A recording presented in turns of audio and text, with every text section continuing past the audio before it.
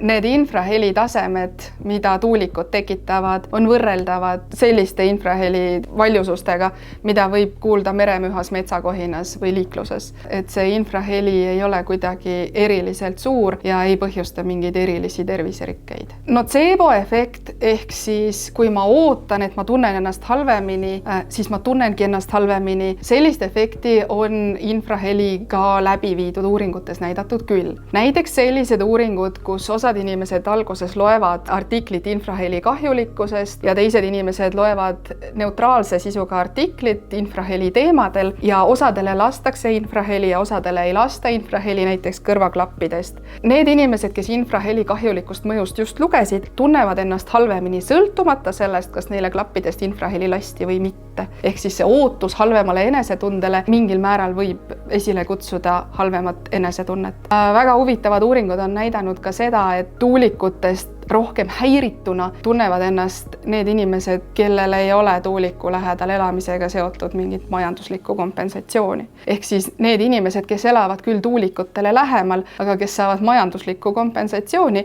neid häirivad tuulikud mõõdetavalt vähem enesetunde mõttes. Iga kuu kontole laekuv summa ei ole selline tegur, mis saaks objektiivselt mõõdetavalt tervist ju mõjutada.